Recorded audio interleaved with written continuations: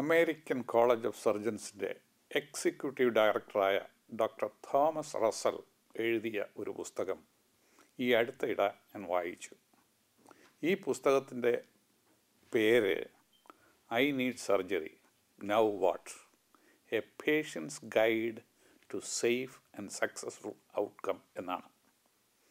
ഈ പുസ്തകത്തിൽ doctor Russell പറയുന്ന പല കാര്യങ്ങളും വളരെ ശ്രദ്ധേയമാണ്. ഒരു സാധാരണ അമേരിക്കക്കാരൻ ഒരു പുതിയ കാറ് വാങ്ങിക്കണമെങ്കിൽ അതിനെപ്പറ്റി കുറഞ്ഞത് 10 മണിക്കൂറെങ്കിലും റിസർച്ച് ചെയ്ത് അന്വേഷിച്ചിരിക്കും. ഒരു ജോലി മാറി പുതിയ ഒരു ജോലി സ്വീകരിക്കണമെങ്കിൽ അതിനെപ്പറ്റി ഒരാൾ ശരാശരി 16 മണിക്കൂറെങ്കിലും ചിലവാക്കി അന്വേഷിച്ചിരിക്കും. ഒരു പുതിയ വീട് വാങ്ങിക്കണമെങ്കിലാകട്ടെ അതിന് പുറകിൽ ആഴ്ചകളോ മാസങ്ങളോ നീളുന്ന അന്വേഷണങ്ങളും റിസർച്ചുകളും ഉണ്ടായിരിക്കും. എന്നാൽ ഒരു സർജറി ആവശ്യമായി വന്നാൽ സർജനെ തിരഞ്ഞെടുക്കുവാൻ ചിലവാക്കുന്ന സമയം ശരാശരി 1 മണിക്കൂറിൽ താഴെയാണെന്ന് കാണും. മിക്കപ്പോഴും ഒരു സർജൻ്റെ അരികിലേക്ക് റെഫർ ചെയ്യപ്പെടുന്നു, സർജനെ കാണുന്നു, അദ്ദേഹം പറയുന്നത് വിശ്വസിക്കുന്നു, കത്തി തൻ്റെ മേൽ ഉപയോഗിക്കുവാനുള്ള സമ്മതം എഴുതി കൊടുക്കുകയും ചെയ്യുന്നു. ഇതിന് അല്പസ്വല്പ വ്യത്യാസങ്ങളൊക്കെ ചില സ്ഥലങ്ങളിൽ ഇപ്പോഴുണ്ടാകുന്നുണ്ട്.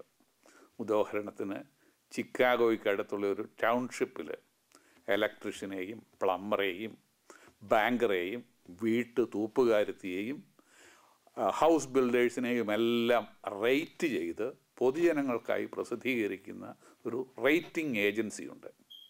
ഈയിടെ ഇക്കൂട്ടത്തിൽ ആ ടൗൺഷിപ്പിലെ പ്രാക്ടീസ് ചെയ്യുന്ന ഡോക്ടർമാരെയും റേറ്റ് ചെയ്തിരിക്കുന്നതായിട്ട് കണ്ടു. ഡോക്ടർമാരെ റേറ്റ് ചെയ്യുന്നതിന് ഉപയോഗിക്കുന്ന മാനദണ്ഡങ്ങൾ അവരുടെ പെരുമാറ്റം, അവരുടെ സമയനിഷ്ഠ, അവരുടെ ഫീസ്, സഹാനുഭൂതി, ബെഡ് സൈഡ് മാനേഴ്സ് ഇവയൊക്കെയാണ്. ഇവ അവരുടെ മുൻ രോഗികളിൽ നിന്ന് ചോദിച്ച് ശേഖരിക്കുകയാണ് ചെയ്യുന്നത്. എന്നാൽ ഇതിൽ ഒരു ചെറിയ കുഴപ്പമുണ്ട്. നിങ്ങളുടെ ഡോക്ടർ സമയനിഷ്ഠ പാലിക്കുന്നവനും സഹാനുഭൂതി ഉള്ളവനും ആയിരിക്കണം, നല്ല ബെഡ് സൈഡ് മാനേഴ്സ് ഉണ്ടായിരിക്കണം. ഇതെല്ലാം നല്ലത് തന്നെ. പക്ഷേ ഒരു ഡോക്ടറുടെ കാര്യത്തിൽ ഇത് മാത്രം മതിയോ? ഒരു ഡോക്ടറുടെ കാര്യത്തിൽ ഏറ്റവും പ്രധാനം അയാളുടെ മെഡിക്കൽ സ്കിൽസാണ്. അതില്ലെങ്കിൽ മുൻപറഞ്ഞ ഗുണങ്ങൾ കൊണ്ട് ഒരു പ്രയോജനവുമില്ല. നിങ്ങളുടെ തയ്യക്കാരൻ നന്നായിട്ട് മൂളിപ്പാട്ട് പാടുമെന്ന് കരുതുക, പക്ഷേ അയാൾക്ക് ശരിക്കും തയ്ക്കാൻ അറിഞ്ഞുകൂടെങ്കിൽ അയാളുടെ മൂളിപ്പാട്ട് കൊണ്ട് എന്ത് പ്രയോജനം? പൊതുജനങ്ങൾക്ക് മറ്റു പ്രൊഫഷൻസിനെ അപേക്ഷിച്ച് പൊതുവെ ഡോക്ടർമാരുടെ കഴിവുകളിലുള്ള അമിതമായ വിശ്വാസമാണ് ഇതിന് കാരണമെന്ന് തോന്നുന്നു.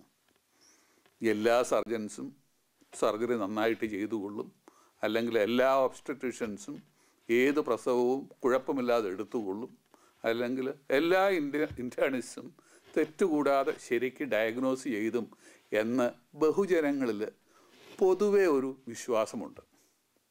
ഈ ധാരണ ചിലപ്പോഴെങ്കിലും ശരിയായിരിക്കണമെന്നില്ല എന്നുള്ളതാണ് നിർഭാഗ്യകരം. അതുകൊണ്ട് കഴിയുമെങ്കിൽ നിങ്ങളുടെ ഡോക്ടറുടെ സ്കിൽസ് നേരത്തെ അന്വേഷിച്ചിരിക്കണമെന്നാണ് അമേരിക്കൻ കോളേജ് ഓഫ് സർജൻ്റെ തലപ്പത്തിരിക്കുന്ന ഡോക്ടർ തോമസ് റസൽ പറയുന്നത്. പൊതുജനങ്ങൾക്കായി അദ്ദേഹം ചില നിർദ്ദേശങ്ങൾ നൽകുന്നുണ്ട്. അതിൽ ഒന്നാമതായി, നിങ്ങൾക്ക് സർജറി ചെയ്യുവാൻ പോകുന്ന ഡോക്ടർ ആ സർജിക്കൽ സ്പെഷ്യാലിറ്റി സർട്ടിഫൈ ചെയ്തിട്ടുണ്ടോ എന്ന് ആദ്യമേ അന്വേഷിക്കണം. അദ്ദേഹം എവിടെ നിന്നാണ് പരിശീലനം സിദ്ധിച്ചതെന്ന് അന്വേഷിക്കണം. വിജ്ഞാനവും പരിശീലനവും തുടർന്ന് പുതുക്കിക്കൊണ്ടിരിക്കുവാൻ വേണ്ടി 1 വർഷം എത്ര സമയം കണ്ടിന്യൂയിങ് മെഡിക്കൽ എഡ്യൂക്കേഷന് വേണ്ടി ചിലവാക്കുന്നുവെന്ന് അറിയണം. ഇവയെല്ലാം നിങ്ങൾ ആവശ്യപ്പെട്ടാൽ ഡോക്ടറുടെ ഓഫീസിൽ നിന്ന് തന്നെ അവ നൽകും. അതുപോലെ 1 വർഷം ഇതുപോലെ എത്ര ശസ്ത്രക്രിയകൾ അയാൾ ചെയ്യുന്നുണ്ടെന്ന് അന്വേഷിക്കണം.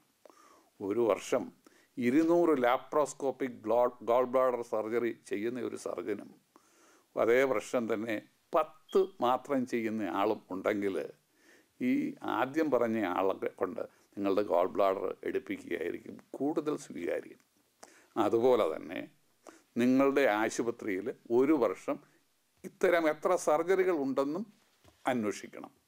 400 ബൈപ്പാസ് സർജറികൾ ചെയ്യുന്ന ഒരു ആശുപത്രിയിലെ നിലവാരവും വെറും 10 ബൈപ്പാസ് സർജറി മാത്രം ചെയ്യുന്ന ആശുപത്രിയിലെ നിലവാരവും താരതമ്യപ്പെടുത്തിയാൽ 400 ചെയ്യുന്ന ബൈപ്പാസ് ചെയ്യുന്ന സർജറിയാണ് മെച്ചമെന്ന കാര്യത്തിൽ സംശയമില്ല.